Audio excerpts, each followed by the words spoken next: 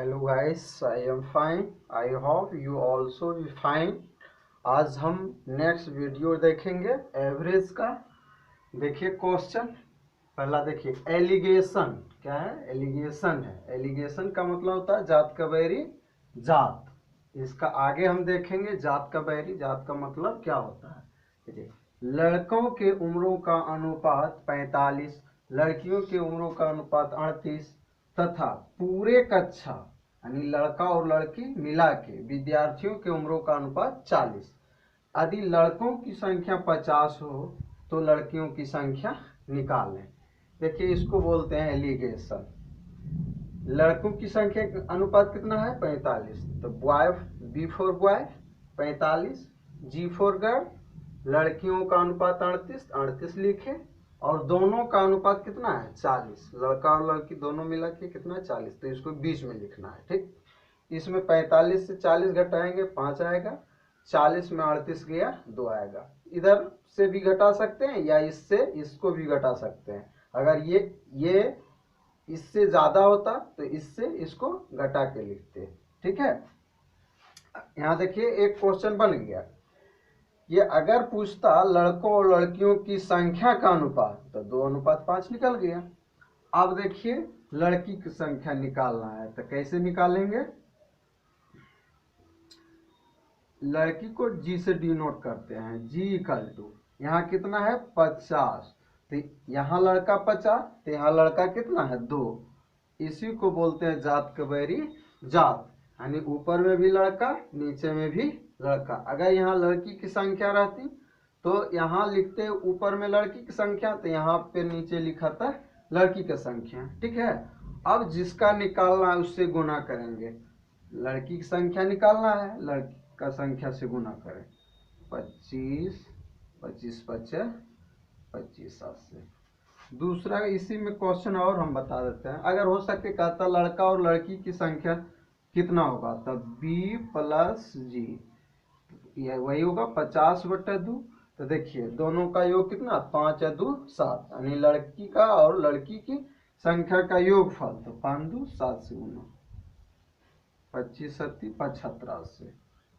अगर इसी में बोल देता लड़की और लड़कों की संख्या का अंतर निकालें, यानी जी माइनस बी इक्वल टू कितना हो जाएगा?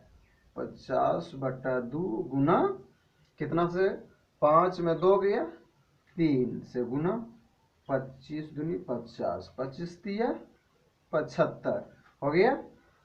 यहाँ पे जो कुछ भी निकालना रहेगा वो आप निकाल सकते हैं इस एलिगेशन से। एकदम सेकेंडों में हिसाब बनेगा। ठीक है, आप इसको नोट कीजिए। अब दूसरा बता देंगे हम, कुछ आयु का है, देखते हैं। इसी में हट जाएगा एज का भी कुछ क्वेश्चन इसमें औसत में दे दिया है। ठीक है, यहाँ मान लीजिए पिता का उम्र है, यहाँ पुत्र का उम्र है, यहाँ अंतर, और यहाँ गुनी। क्या लिखेंगे? गुनी। मान लीजिए पिता का उम्र 30 वर्ष, अब पुत्र का जन्म अभी हुआ है, तो दोनों का अंतर कितना होगा? घटाएंगे, 30 में 0 घटाएंगे 0, 30 होगा, और इससे भागा देंगे तो भागफल तो नहीं होगा। अगर मान लीजिए 1 वर्ष के बाद, तो 1 वर्ष के बाद 30 से 31 वर्ष हो जाएगा, पुत्र का आयु 1 वर्ष बढ़ जाएगा, तो घट के कितना आएगा? 31 में गया 30। गुनी में क्या आ जाएगा? 31 गुना 1 से भागा 31 में देंगे 31 आ जाएगा, यानी 31 गुना हुआ।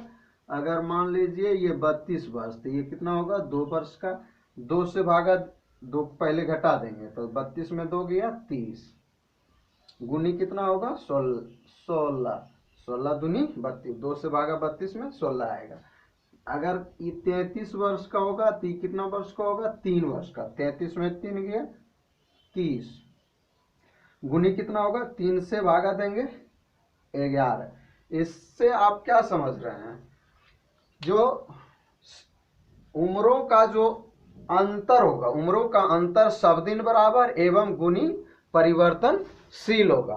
अगर मान लीजिए आज राम और श्याम की उम्रों का अंतर 10 वर्ष है, तो 5 वर्ष के बाद भी उसके उम्रों का अंतर क्या होगा, 10 वर्ष ही होगा। इसको बढ़िया से आप समझ लीजिएगा, इसको नोट कीजिए, फिर हम आगे देखते हैं।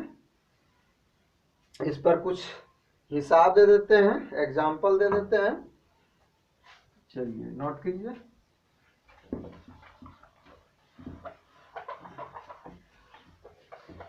आप लोग इसको बढ़िया से देखते जाइए, समझते जाइए, और नेक्स्ट वीडियो के लिए आप सब्सक्राइब ज़रूर कीजिएगा, जिससे कि आपको सबसे पहले नोटिफिकेशन मिल जाएगा दूसरे वीडियो को देखने के लिए। इससे आपको चैप्टर बनाने में आसानी होगा। अगर आप इस ट्रिक को नहीं समझ पाते हैं तो फिर चैप्टर का जो हिसाब होगा उसको बनाने में बहुत प्रॉब्लम होगा। इसके बाद हम RS अग्रवाल 3 राइटर शुरू करेंगे। ठीक है, एक क्वेश्चन देख लेते हैं इसका। मान लीजिए राम और श्याम के वर्तमान उम्रों का अनुपात 4:1 है। यदि 5 वर्ष बाद उम्रों 5 वर्ष बाद या पूर्व कर लीजिए, 5 वर्ष, यदि 5 वर्ष पूर्व उम्रों का अनुपात 9:1 था, तो कुछ क्वेश्चन यहाँ नीचे दिया हुआ है, तो क्वेश्चन देखेंगे। पहले देख लेंगे क्या चीज, उम्र। तो R से राम, S से श्याम। यहाँ पहला उम्र अनुपात 4:1 और दूसरा अनुपात कितना है, 9 और 1। ये क्या है, 5 वर्ष पहले। अगर पहले कहेगा तो यहाँ माइनस लिखेंगे, अगर कहेगा बाद का अनुपात तो यहाँ प्लस लिखेंगे, इसलिए कि हमको समझने में आसानी होगा कि माइनस देंगे तो पहले का अनुपात होगा और प्लस देंगे तो बाद का अनुपात होगा। देखिए, इसको बनाने से पहले हम देखेंगे कि यहाँ दोनों का अंतर बराबर है या नहीं है। तो 9 और 4 का अंतर 5 है और 1 का अंतर 0 है, तो बराबर अंतर नहीं है। तो ये दोनों का अंतर बराबर पहले करेंगे तब हिसाब बनेगा। तो बराबर करने के लिए क्या करते हैं, देख लीजिए, ये दोनों का अंतर से ऊपर गुना करेंगे। देखिए 9 - 1 बराबर 8 हुआ, 9 से 1 घटाए 8 आया, 8 को इससे गुना करें।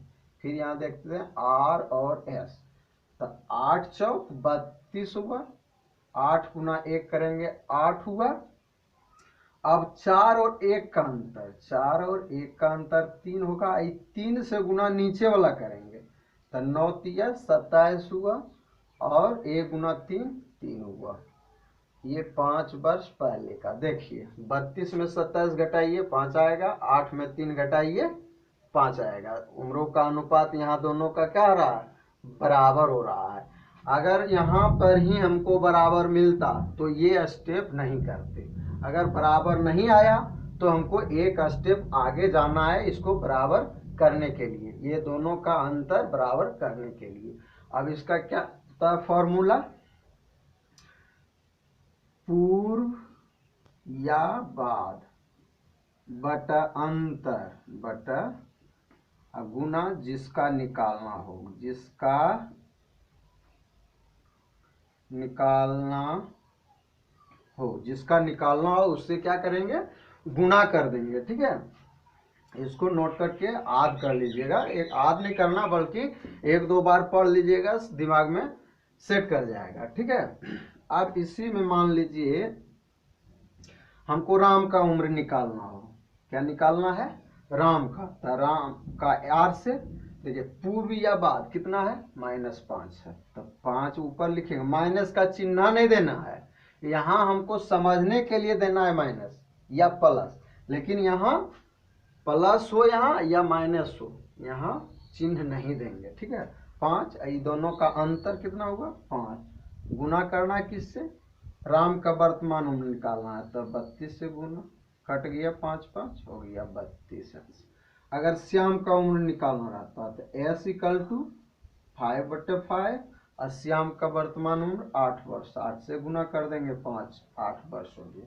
अगर मान लीजिए दो वर्तमान उम्रों का अंतर निकालना रहता है, किसका, वर्तमान उम्रों का अंतर r माइनस एस, तो 5/5 इंटू, यहाँ देखिए 32 और 8, इसको घटा दीजिए, तो 32 माइनस आर, अंतर मैंने घटाओ, काट दीजिए, कितना आ गया 8 24 आ गया।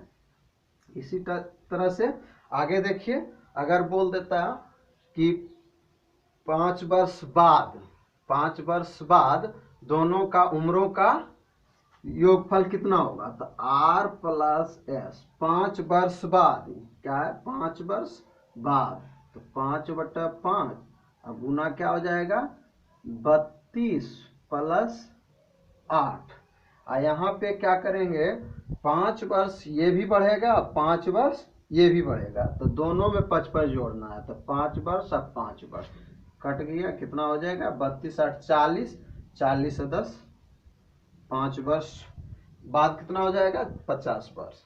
यहाँ पे ध्यान दीजिएगा, 5 वर्ष बाद बोलेगा या 4 वर्ष बाद बोलेगा तो 4 4 2 बार जोड़ना है, अगर 5 वर्ष बाद बोलेगा तो 5 5 2, क्योंकि 2 व्यक्ति का उम्र दिया हुआ है, इस पर थोड़ा सा आप लोग ध्यान दीजिएगा, ठीक है। आप देख लेते हैं कुछ स्पीड का, चाल का भी हिसाब रहता है, स्पीड का भी, जो जिसका कि औसत में क्वेश्चन रहता है। तो 2 चालों के लिए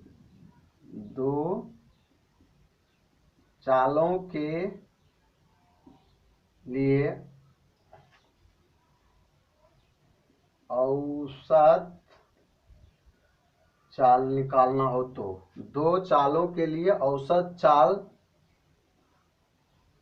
निकालने के लिए क्या करेंगे, अगर मान लीजिए एक चाल ए है दूसरा चाल बी है, तो अनुपात क्या, और इसका औसत क्या हो जाएगा, औसत चाल बराबर औसत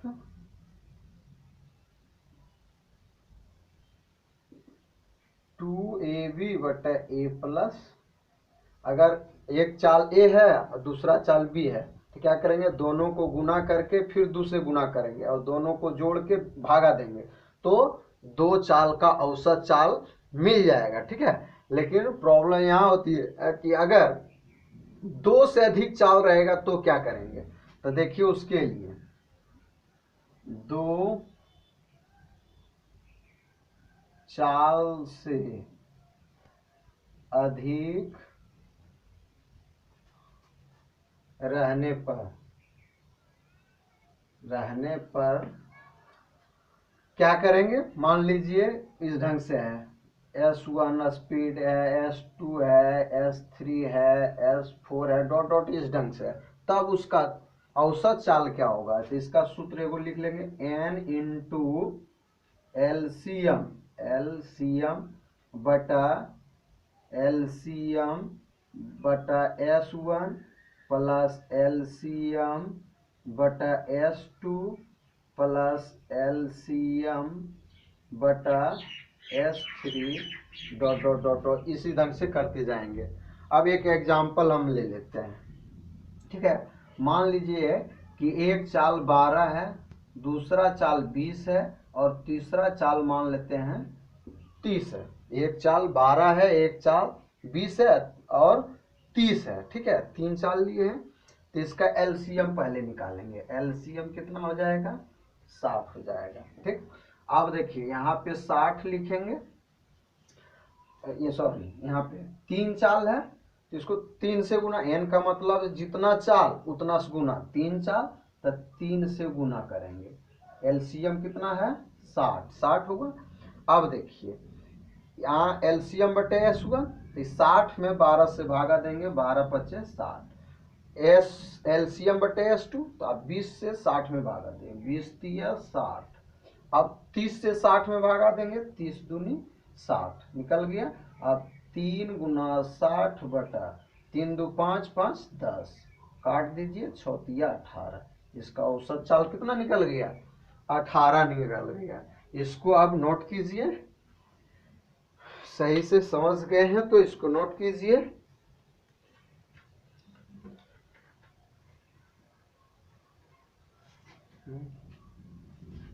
नोट कीजिए। कुछ और बचा हुआ है उसको भी बता देंगे।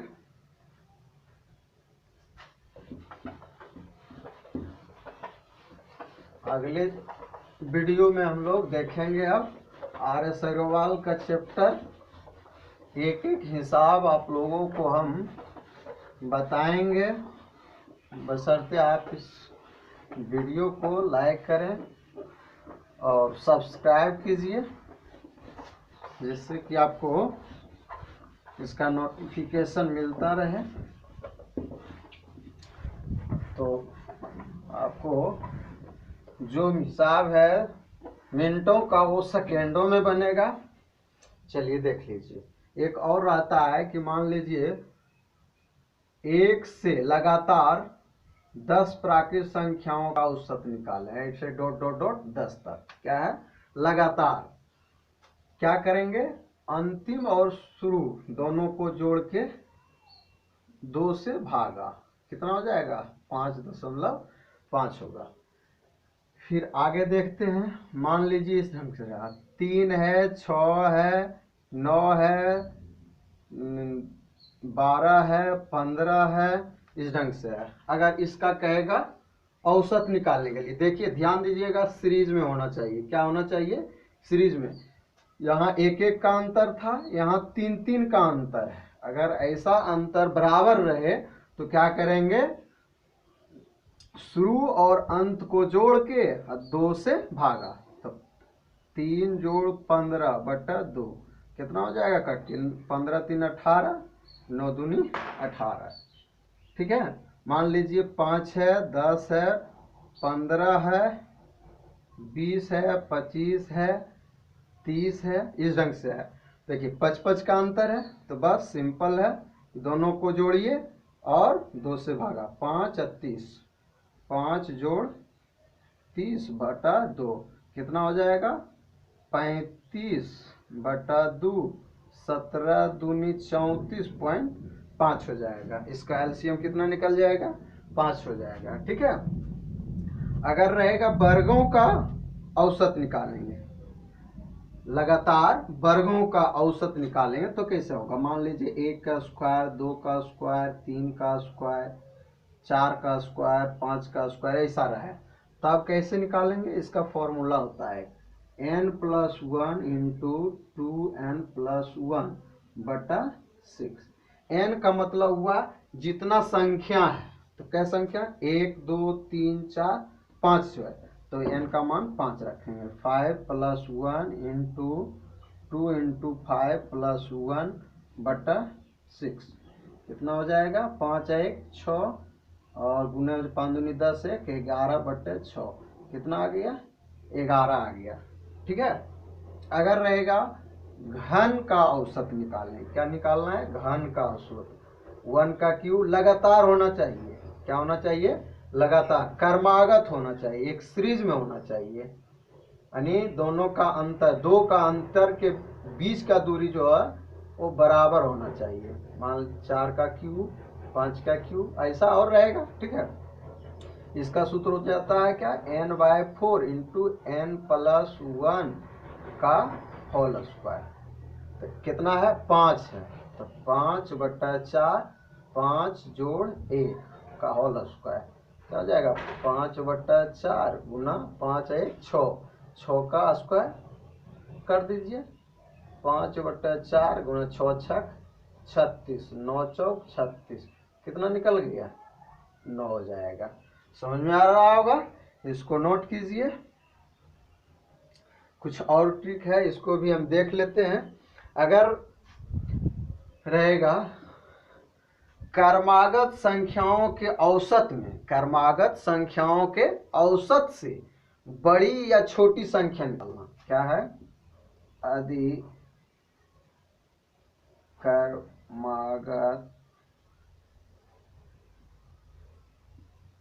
संख्या से बड़ी या छोटी संख्या निकालना हो तो इसका सूत्र होगा बड़ी संख्या के लिए बड़ी संख्या इक्वल टू होगा a प्लस n-1 और छोटी संख्या के लिए छोटी संख्या इक्वल टू a माइनस बटा टू a माइनस n-1 बटा 2 इसका फॉर्मूला होता है। a का मतलब हुआ औसत, a का मतलब औसत, और जितने संख्या का औसत होगा वो हुआ n का मान। ठीक है, जैसे मान इसका क्वेश्चन जब बताएंगे तो आप देख लीजिएगा, ध्यान दीजिएगा फिर से एक बार। क्या है, a का जो मान है औसत हम लिए हैं, क्या है, a जो है औसत है, और n क्या है, मान लीजिए 5 संख्या का औसत है, 10 संख्या का औसत है, तो वो n का मान हुआ। फिर देखते हैं, अगर रहेगा सम या विषम, यदि सम या विषम संख्या के औसत से बड़ी या छोटी संख्या निकालना हो तो, अगर सम या विषम, ये क्या है, लगातार क्रमागत संख्या अगर रहेगा तो ये सूत्र होगा। अगर रहेगा सम या विषम तो उसके लिए बड़ी संख्या बराबर क्या होगा, बड़ी संख्या बराबर इसमें होगा a प्लस n-1 और छोटी संख्या बराबर क्या होगा, a माइनस n-1। इसको बढ़िया से अब ध्यान दीजिएगा। देखिए, अगर क्रमागत संख्या रहेगा तो यहाँ 2 से भागा देना है, और सम या विषम संख्या रहेगा तो भागा नहीं देना है। बस यही अंतर है। आप लोगों का आज से ये खत्म हुआ, कुछ और बचा हुआ होगा तो अगली वीडियो में आप लोगों को ट्रिक हम दे देंगे। इसको सही से आप नोट कर लीजिए और रिवाइज करते रहिएगा। आपको हम RS अग्रवाल का अगले वीडियो में पूरा हिसाब A to Z बता देंगे, और आसानी से आप बना सकते हैं। मिनटों का काम आप सेकंड में कर सकते हैं। आज का यही, थैंक यू।